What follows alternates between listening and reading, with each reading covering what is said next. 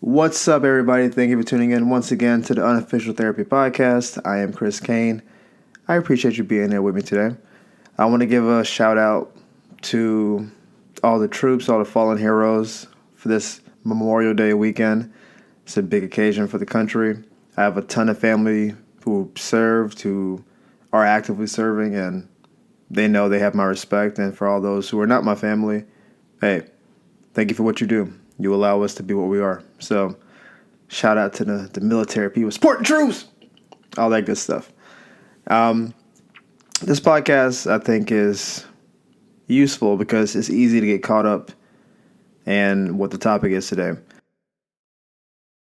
One of the questions I have when I talk to people is the things you're stressing about, are they really worth stressing about?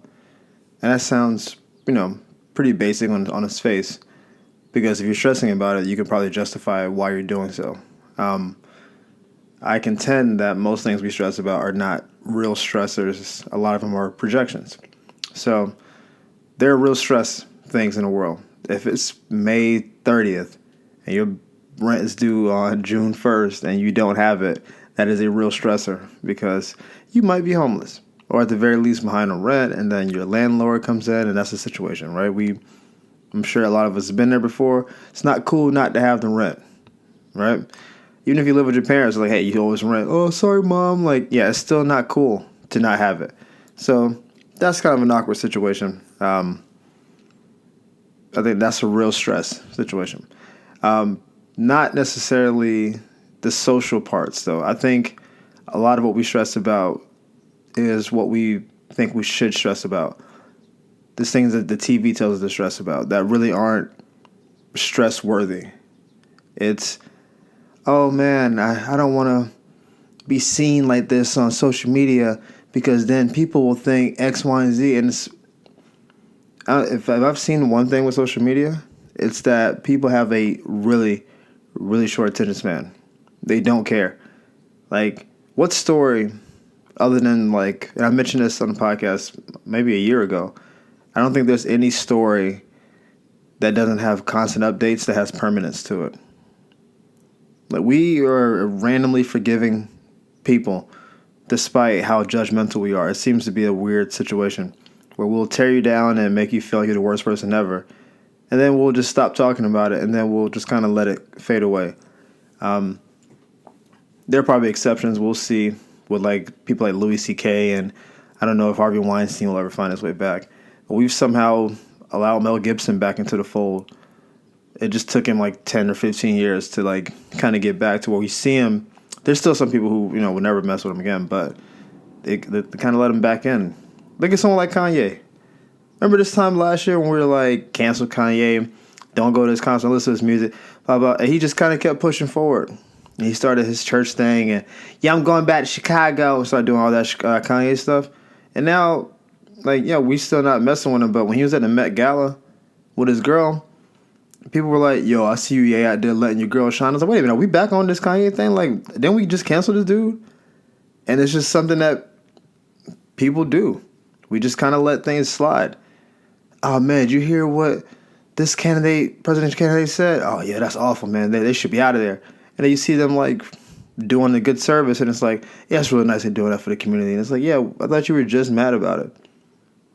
I don't know any story, again, without updates. So the reason that Jussie Smollett story lasted is because it kept being updated. First, he was attacked, and no, he wasn't. Then maybe he lied about it. Then this happened, and it kept because there's more fodder for the story, you can keep the story going. But if it's just one blanket story, I don't know. People kind of let it ride. Look at Michael Vick. He's on TV talking about football now. And there was a time when they didn't want him to even be in the league. He went to jail. And now all of a sudden he's on TV speaking as some, it's not a diplomat, that's maybe a wrong choice of words, but he's speaking as some seasoned vet guy. My playing career, blah, blah, blah. I'm like, dude, yeah, you remember you were out of the league for 2 years? And people were down with Vic and picketing outside of Philly Stadium? And now you're on TV getting paid to talk about the same sport. It's a weird situation. And I bring all these things up not to cast aspersions on these guys, and gals, whoever I mentioned before, but it's more like this is the highest level of non-acceptance these people went through. When you go to jail, when you have movies canceled and TV shows canceled, when you're excommunicated from Hollywood and music, and people don't want to mess with you, people don't buy your shoes, and it's like that's the highest level of being judged by social media and all that stuff. And all of them have found a way to come back in a reasonable amount of time. So when I hear people say, "Oh, I don't want to be like judged by people on social media, or I'm gonna do X, Y, and Z," I don't understand contextually where that comes from. Like, what makes you believe you're gonna be this pariah forever? Like, this whole thing. This is a good story. Kim Kardashian is studying to be a lawyer, right? I mean, I believe that to be true. It could be a farce, but everything I've seen, I think she's being legitimate about it. Because her dad was a lawyer. We all know that whole story. And now there's people who have disregarded her other, 15 years of exploits. And now it's like, she's older now. She's settling down. She's a mom. She's getting a lot. And people completely forgetting how this whole empire got started. And at one point, through many publications, a lot of feminist stuff, a lot of Huffington Post type stuff, it was, the Kardashians are bad for America. They're promoting plastic surgery. They're promoting promiscuity. They're promoting, I don't know, like vapidness, just a lack of substance. Because what do they talk about on the show? Nothing. What do they do?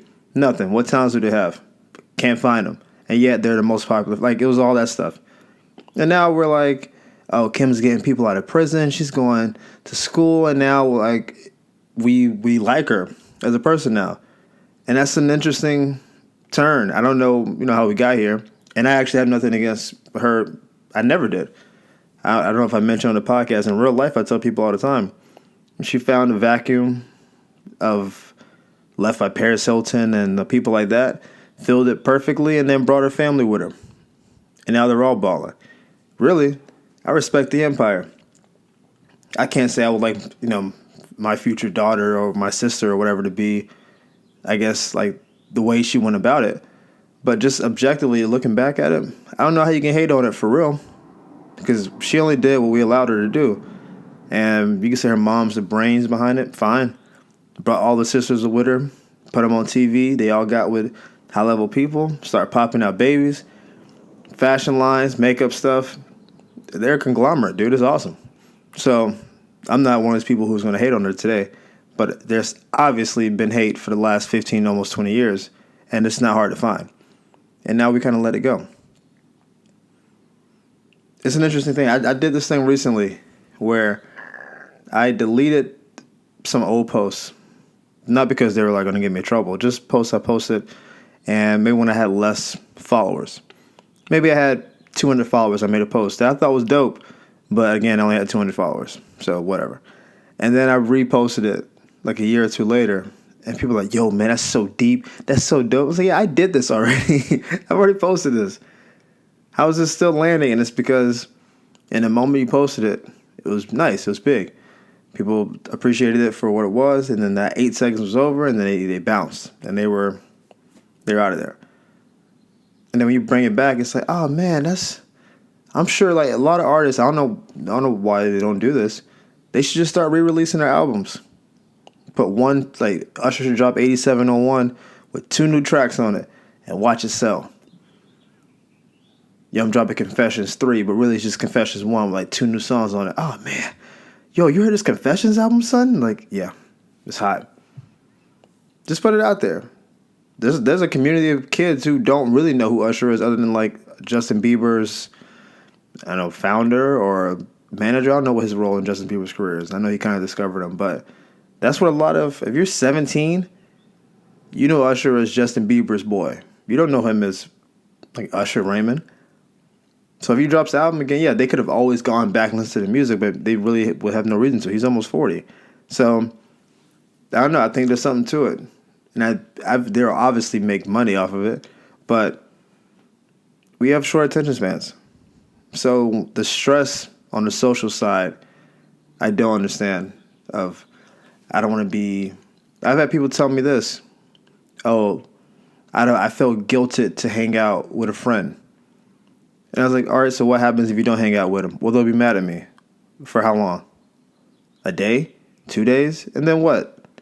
If someone's going to stay mad at you indefinitely because you didn't hang out with them on some regular stuff, I'm not saying like a wedding or a birthday, or if you guys planned a trip like out of town and you pay for tickets and stuff and you say, oh, I'm not going to make it. Yeah, that's different because now you be being flaky like on a higher level. There's high leverage trips and then there's, low level. Hey, I thought we were getting drinks later. Oh, I'm not going to get drinks later. What? And then they get mad. It's like, yeah, I'm tired. I had a long day at work. Don't want to go out and get drinks. And they can be mad and salty and, well, I guess I'll go by myself. Okay, fine. I'll talk to you tomorrow because we're friends. This day or two of you being mad at me is par for the course. There's very few friends you talk to every day. And even if you do, there's probably times you argue, especially if you're talking about real stuff like relationships, family, politics, money, all that stuff. Like something's going to come up to make you not like them. So, yeah, I know I said I would hang out with you. I wanted to. Something came up. I can't do it. You're mad? Okay, fine. I'll make it up to you. Next time we go out, first round's on me.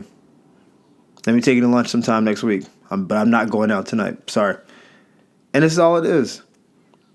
I don't want to make people mad because they're going to be mad at me. I don't get it. On what grounds? People do what they do. And maybe they'll be mad at you in a moment, but then they'll start hanging out. Maybe they'll end up meeting some other people. And they'll have a good time. And you'll be like, hey, sorry, I couldn't make it out last night. Also, cool. Other people showed up, had a good time. What are you doing today? I don't know. Let's get brunch. All right, cool. This happens at work. It's like there's a social things at work where you feel like if I don't, hang out with this clique or like fall in line with certain people, then I'm going to be excommunicated from the clique. And it's like, I guess if you go against the family on some like Godfather stuff, then yeah. But if they're like, hey, we're all doing a collective thing for Susie, and you're like, yeah, I don't really want to do that. It's like, well, really, well, we're all doing it. It's like, yeah, I know. It's just, I don't really know Susie that well. And yeah, they'll be mad at you for a moment, but it's not going to be some real thing. If it is a real thing, then that tells you what you thought was a friend or what you thought was a social group really wasn't in the first place. It was just, a means to an end, or it was just you guys using each other for, whatever you were doing. But if it's real, and you guys are like for real cool, people get it. They understand life happens. So what are you stressing about those situations for? They don't last. There's no permanence to them. And a lot of it is probably in your head, the projection of, if I make them mad, then they don't want to talk to me. Then I got to make it. Like, most of that stuff's in your head. Real life people just go. I read or heard something about like a psychologist. He was talking about like various stresses we have. And their conclusion was that life is stress. Generally. Even weather changes, like the reason you sweat is to cool your body down. The reason you shiver is to warm your body up. It's like your body's reacting to stress. Paying bills. Once you become 18, you got bills every month. You got a phone, you got a car, house, groceries, whatever. The better you live, the more bills you got. Stressful. We all deal with it. If you blow a tire out, that's stressful. Now you got to pay for a new tire, and that wasn't probably part of your original budget. Like, we all live through it. And this seems to be what life is. Even sex on a physical level is stressful. It's just also pleasurable, so we kind of let it ride. But you can easily die during sex. The amount of the heartbeat, the sweating, depending on the positions, you can throw muscles out and all that. It's a lot of crazy stuff, and we all ride with it because it's cool and nice. But it's still stressful. So the idea of being like stress-free is like, it's a non-starter. Stress is what it is. But what they concluded was there's stressors that we could fix now, and there's stressors that we probably can't fix, but we ruminate about and kind of tear us down. And their conclusion was essentially, find the things in your life that you can work on and fix now under your own power where you have all control of it, and then the rest of it kind of falls apart a little bit. An easy thing is find routines. A lot of what stress is not being prepared for stuff. It's like, let's say you leave late for work, which happens every day across the country, no matter where you live. And then you're like, oh man, I'm late. And you get in the car, you're trying to drive fast, and then traffic picks up. And now you're in traffic honking your horn, like, what's this guy doing in a school bus? And you're yelling at people, and you're super, like, just on edge. You're crushing coffee. And really, it's just because you left late. Like, that school bus could be out of pocket. Maybe they, swerving lanes or, driving slow. But really, that wouldn't matter if you were going to be on time for work. It would be slightly annoying, but not enough to be like, what the fuck, bro? Like, it wouldn't be all that. If you don't like pre-make your food at home, and now you're buying lunch and you're looking at the lunch prices and they're more than you thought, and it's like, I'm going to spend $20 on lunch and my budget, and you start doing all this, like, those are things that you could easily affect if you didn't get enough sleep the night before, and you're kind of groggy, and now you're crushing coffee and Red Bulls and Bang energy drinks, and you're just listless and just trying to like muscle through it, and you're exhausted and you're irritable. Like, the things that can affect essentially are, could you have left 10 minutes earlier to go to work? Could you have woken up 10 minutes earlier in case you want to keep the same amount of time you prepped for work and all that? Could you have made some food the night before, or even like a couple days before, and just kind of like left it over to this moment? Those things that were stressing you out are real in the moment. Being late for work is bad. Depending on what you do for a living, that's fireable. But if you know your job, you have to be at work at 7, and you leave at 6:30 every morning, you're playing with fire. What if you left at 6:20? You might get to work 10, 15 minutes early, but you'll never be stressed about being late. And what if you leave at 6:20 and there's a little accident on the road? It's like, thank God I got out here 10 minutes early. If I left at 6:30, I would be SOL. Like, it's those kind of things. I'm not a great sleeper. I've never really been good at sleeping.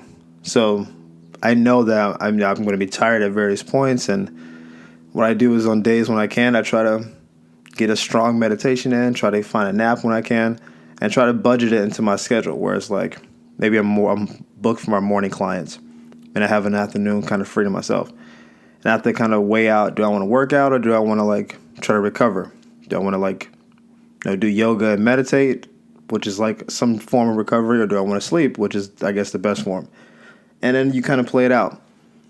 But I can't be mad at other people. That's something I did to myself. Like, maybe I could have gone to bed at 10 instead of 11, but I was up watching basketball because I like sports. I like sports, so I'm up watching sports. And now I'm like, oh man, I didn't get any kind of sleep last night. And you wake up and breakfast is weird. But ultimately, those were of my own doing. So the stress of it was, hey, Chris was wrong. Man, I'm exhausted. Oh man, I'm sorry to hear that. Nah, it's on me. I could have gone to bed earlier. I did it to myself. But what I can do is, tonight, I will go to sleep earlier. I'll make sure to try to get a little bit more sleep to make up for what I didn't do yesterday. And then you kind of build from there. Finding a routine that you can kind of stick to, depending on what you do. Like, maybe waking up and going to bed at the same time is hard. Food, you can kind of routine a little bit. You can find a breakfast. You can find a lunch that works for you. You can find a time of day to, like, put your phone to the side and not have to deal with it, as a way of kind of getting your head and your body reset. You can do all these things.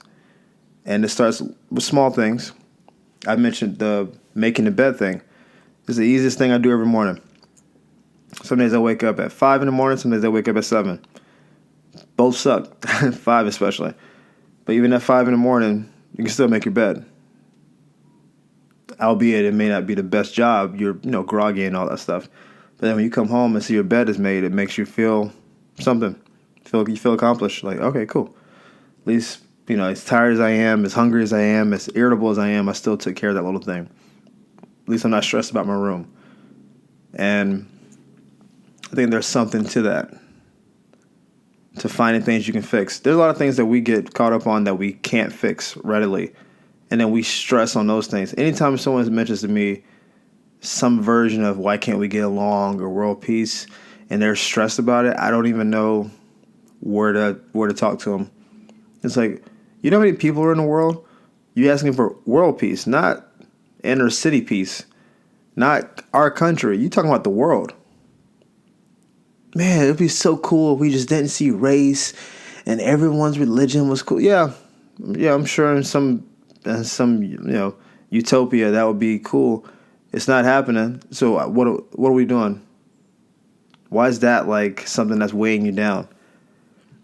Oh, the human condition just got me so depressed. You're talking about the human condition. What about your condition? What about your immediate family? What about your friends, the people in your immediate circle? How are their conditions doing? I'd be more concerned with them. And I'm saying just on a selfish level because we tend to be more invested in people we know and things that are close to us. It's just a human nature thing. But I live in California, and we're kind of a free-flowing society out here. It's like make love me in, like all that kind of stuff, whatever. That's not how most of the country is, but they are out here. And I've heard a lot of people talk about maybe their parents don't live here. And so they have their own beliefs based on where they're from, based on their upraising, all that good stuff. And you have kids who I guess are my age trying to like change their parents' fundamental beliefs. Let's say your parents don't believe in, I don't know, equality, like whatever, equality as we see it socially. And they just think, you know what, it's man first, women second, that whatever. They're like just that's their thing. It may be based biblically, it may be just based in the fact that that's how they were raised. And you're trying to change your parents' foundational thing. Most people's beliefs who are older, that belief is almost like a skeleton to them. It's the fullness of what they are. It's the foundation of what they are. They've built their life on some level on these beliefs. So if your parents are 60 and you're like, well, I work with a couple of women bosses and they really are more efficient than my male boss. Yeah, okay, fine. That's a nice story. But I'm 60. And I've been saying what I've been saying my whole life. It's like, if you think you're going to come with a couple anecdotal little stories or, well, research states that, men and women working together are 10% more profitable. Okay, fine. I'm sure that's a good story. That's not what I believe because I'm 60 and that's not the way I grew up in the workforce. You may get lucky sometimes to have parents who are exceptionally open and are ready to receive. Usually it's the parents who decide that's the social media is how they want to communicate now. I don't think people should be on social media, but that's a different story. But if they're these kind of people who are super, super like progressive is a word that has been overused, but if they're adaptable, I think it's a better word. If they're adaptable to where I felt this way, I believe this, but given proper evidence, given experience, maybe I won't believe it as strong as I used to. If they're just at that point, then maybe you can get them. From my experience, from talking to older people, a mass majority of them are not these people. They believe what they believe, and even young people, we have our confirmation biases too. So the idea of let me change the world or reframe my family and all that, it may start with small decisions. Like I'm from the South, where for the most part, blacks were blacks, whites were whites, et cetera, et cetera. So if I came home with a white girl, that would be surprising to me too. But if I did that to them, there will be obvious resistance at first, 100%. They want to be like, oh, hey Kelly, hi mom. This is like it'll be some drama, and there'll probably be some talking behind her back, which maybe shouldn't be the case, but it just is what it is. But if we're like 15 years married, we got some beautiful kids. She's assimilating into the family, bringing some of her style into what they do and trying to take on some of our style. At a certain point, they'll probably be like, you know what? I didn't like her at first, but I'm cool with his wife now. It will not be one or two meetings. Oh, yeah, I like Kelly now. Like, she's part of the family. That's not. You're from the South and you've been raised in that culture. You're not going to just accept somebody that easily unless the people who were raising you were adaptable in themselves. And again, if my grandparents' parents, I guess would be like in their hundreds now, were raised in the segregation and all that time, then why would they accept it? Like, that's not their experience. And they raised my grandmother with their view, and then she raised my mom. So it's like, I wouldn't. It would be irresponsible and really maybe unfair to show up and expect to be treated perfectly the first day, given the context of how they were raised. It would be nice to be like, hey, I know it may be a little weird at the house, but just ride with it. It'd be nice if we didn't have to have that talk. We can just show up and just say, hey, this is my white girlfriend, future wife. This is one of our kids. Deal with it. All right, cool. Come in the kitchen, make some mashed potatoes. Like, it would be nice. But that's not how things are. And I'm not naive enough to believe that just because in Santa Monica you can do that, they should do it in Lexington too. Not now. Maybe things will change in that way. Maybe 50 years from now it will be. But it's just not the way things are now. So I guess my advice to people is the things stressing you out. I'm stressed about the world at large. I'm stressed about, I guess, religion at large. World peace and imminent war and all that stuff. That's a lot of things to have on your plate. It's heavy. Almost all of it you can't really directly affect. Not in a way that will make the change that you deem necessary. You can talk to your local congressperson and, hopefully get in their ear, and then maybe it goes up the chain. But again, you have to go through all that red tape. So it's not even like your bill did anything. It's just like maybe you initiate something. But the things you can affect, like yourself, obviously, first and foremost. Things that are stressing you out, things you feel like I need to get a grip on, get a grip on them. Take care of yourself. Like, get yourself as good as you can. The people closest to you, your best friends, siblings, parents, whatever.